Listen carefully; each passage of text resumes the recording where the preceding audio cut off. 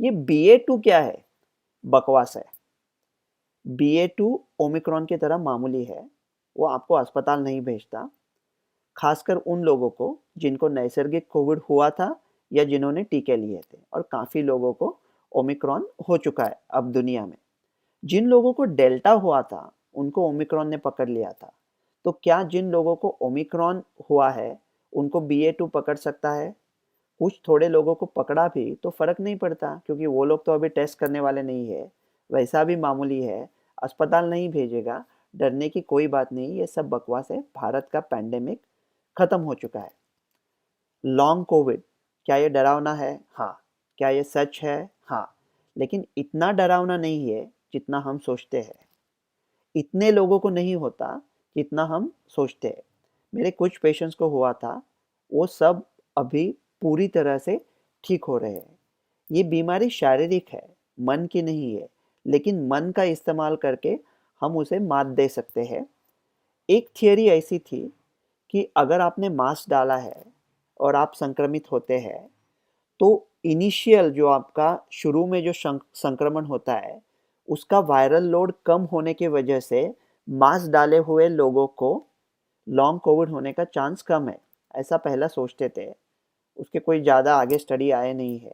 लेकिन वैक्सीन का study definite है कि जो लोगों ने टीके लिए हैं, उनको अगर कोविड हुआ भी तो लॉन्ग कोविड होने का चांस बहुत कम है। इसलिए मैं ये कह रहा हूँ कि जिन लोगों ने टीके लिए हैं, उनके अभी मास्क निकाल दो, ये सब ऐच्छिक कर दो, वॉलंटरी कर दो, जिसको डालना है उसको डालने दो। तो क्या हम जिन्होंने टीके नहीं लिए हैं, उन लोगों पर जाति करेंगे? नहीं, वो लोग अपने भाई हैं, वो अपने ही लोग हैं। जो ये काम ज़बरदस्ती से नहीं होता, ये काम सिर्फ प्यार से और समझौते से होता है। हम किसी भी ऐसे आदमी को मजबूर नहीं कर सकते कि वो खुद के बॉडी में टीका लगाए। हम कुछ ऐसे रूल्स डाल सकते हैं, लेकिन ये जो रूल भी है, मैं कह रहा हूँ कि जिन्होंने टीके नहीं लिए हैं, उनको मैं कहूँगा कि आप मास्क डालो, क्योंकि आपको सीरियस कोविड होने का या लॉन्ग कोविड होने का चांस टीके लिए हुए लोगों से थोड़ा ज़्यादा है। लेकिन मैं कह रहा हूँ कि हम कोई टेस्टिंग नहीं करेंगे। मतलब हम लोग ना जुर्माना देंगे, ना वैक्सीनेशन सर्टिफिकेट चेक करेंगे, ना ये करेंगे, वो करेंगे। ये सब काम फेथ और ट्रस्ट से होगा, भाईचारे से होगा, एक दूसरे पे भरोसा करेंगे। उनका सत विवेक बुद्धि पासबान अक्ल जो कहता है वो कर लेंगे, लेकिन हम चेक नहीं करेंगे। तो क्या मैं अभी भी वैक्सीन का समर्थक हूँ? हाँ। जिन्होंने 2 टीके लिए थे या 3 टीके लिए थे, वो भी ओमिक्रॉन को रोक नहीं पाए, ये सच बात है। लेकिन उनमें से ज़्यादातर लोग अस्पताल नहीं पहुँचे। जब भारत में ओमिक्रॉन के केसेस आने लगे थे, ओमिक्रॉन वैसा ही मामूली था, फिर भी तब भारत की सिर्फ 60% आबादी को 2 टीके नसीब हुए थे।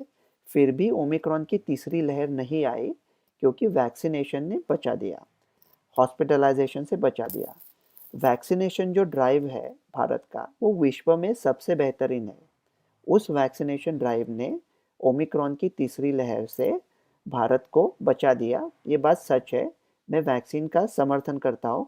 मैं चौथा टीका नहीं लेने वाला हूँ अभी, जब तक फॉर्मूला नहीं बदलता। फिर भी मैं वैक्सीन का पूरी तरह से समर्थन करता हूँ। अगर आपने टीके नहीं लिए हैं, तो आप कंसिडर करें, ले लो। अगर एक टीका हुआ है तो दूसरा ले लो। अगर आपने 2 टीके लिए हैं, तो क्या बूस्टर लेना है? अभी आपको ओमिक्रॉन हुआ था फिर भी? अगर आपकी उम्र 65 के ऊपर है या आपकी इम्यूनिटी कम है, तो डेफिनेटली बूस्टर कंसिडर करें।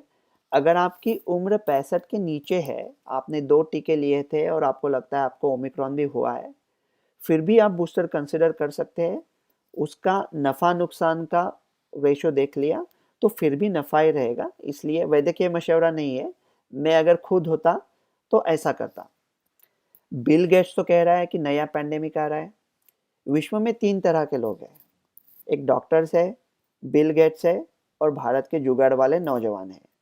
डॉक्टर्स पैंडेमिक को देख लेंगे, बिल गेट्स सॉफ्टवेयर को देख लेगा, वो विश्व में सबसे बेहतरीन सॉफ्टवेयर बनाता है, और भारत के नौजवान जुगाड़ वाले उसी सॉफ्टवेयर को किसी को कुछ पैसा दिए बगैर कॉपी करके यूज़ करना देख लेंगे। तीनों लोग वो करेंगे जिसमें वो अच्छा है। मैं मजाक कर रहा था। सॉफ्टवेयर कॉपी करना अच्छी बात नहीं है, लेकिन बिल भैया से इतना कहूँगा, आप जो भी कुछ है बिल भेज दो, अभी बहुत हो गया यार, पैंडेमिक वैंडेमिक कुछ नहीं है।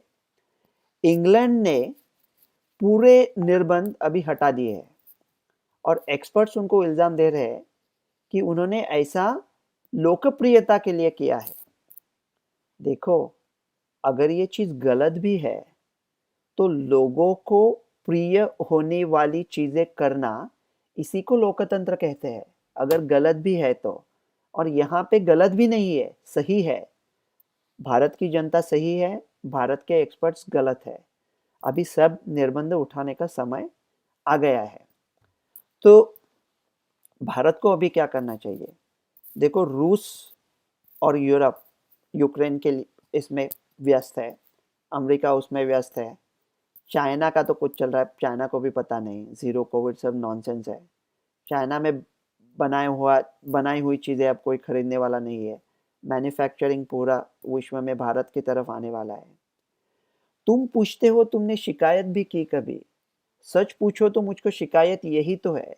मैं समझ में नहीं आता, मैं हैरान हूँ कि अपने लोग इतने जुगाड़ वाले हैं, इतने होशियार हैं, इतने ताकतवर हैं, इतनी सारी उपलब्धियों के बावजूद हम कहाँ खड़े हैं कतार में।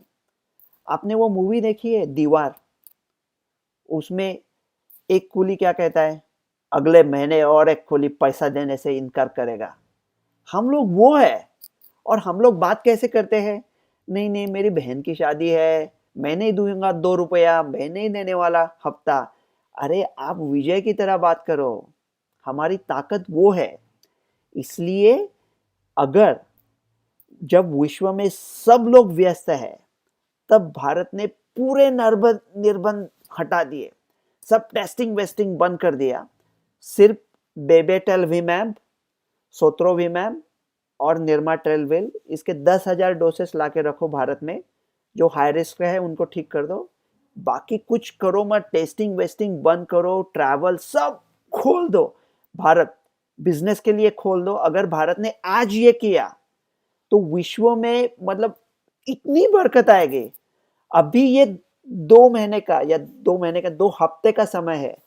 ये 2 हफ्ते में अगर भारत में बाजी मार ली तो पूरे विश्व का सारा बिजनेस भारत लेके जाएगा। मुझे लोग कहते हैं कि मैं ऐसे शेर कहता हूँ को लोगों के समझ में नहीं आते, मेरे भी समझ में नहीं आते कई बार। आज भारत की जनता के लिए एकदम सादा सा शेर कहता हूँ। भारत की जनता को डॉक्टर रवि कह रहे हैं, भूल गए तुम जिसे, याद करे कौन उसे, जिसे तुम याद हो और किसे याद करे।